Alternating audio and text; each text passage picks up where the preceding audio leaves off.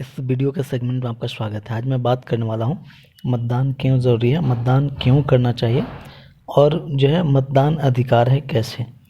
तो मैं बात करूँगा जो है इस बारे में। सबसे पहले मतदान क्यों ज़रूरी है, तो यह यथार्थ है कि मतदाता सरकार बना सकता है तो सरकार गिरा भी सकता है और स्वयं सरकार बन भी सकता है। आपका एक वोट अगले 5 साल के लिए जो है आपकी और आपके इलाके की किस्मत तय करता है। आप वोट के ज़रिए जो जनप्रतिनिधि चुनते हैं वह आपके इलाके के लोगों का जीवन आसान बनाने के लिए काम करता है। इसलिए जो है मतदान जो है ज़रूरी है।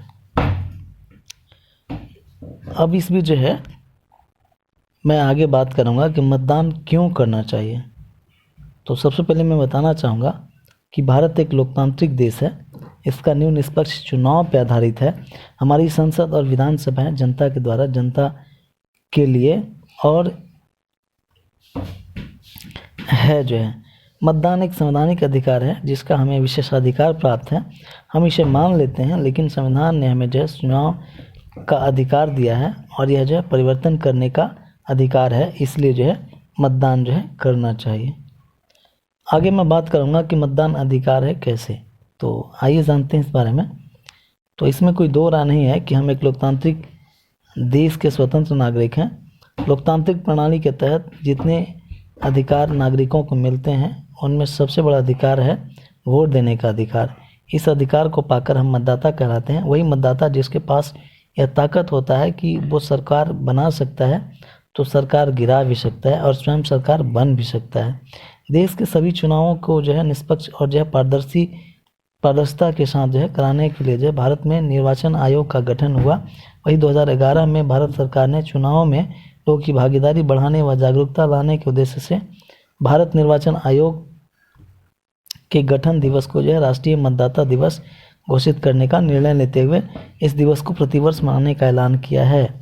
इस दिन मतदाता को जो है उनके मत की शक्ति से जो है वाकिफ कराने के लिए देश में कई सामाजिक संस्थाएं और जो है सरकार द्वारा जो है कार्यक्रम आयोजित किए जाते हैं। भारत एक युवा देश है जिसकी 65% आबादी 35 वर्ष से कम है।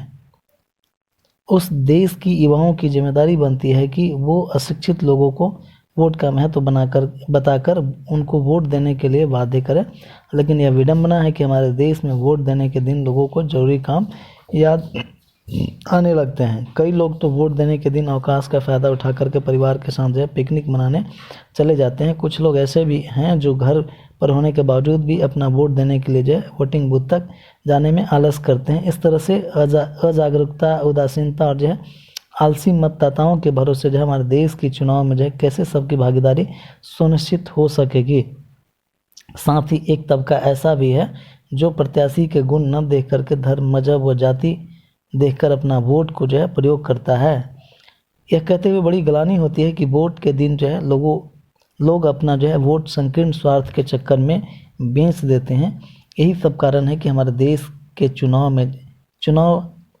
में जो है चुनकर आने वाले अधिकतर नेता दागी और जो है अपराधी किस्म के होते हैं, जिन्हें सही से बोलना और लिखना भी नहीं आता है। ऐसे लोग जो अयोग्य हैं वे गलत तरीके से जो है जीतकर योग्य लोगों पर राज करते हैं।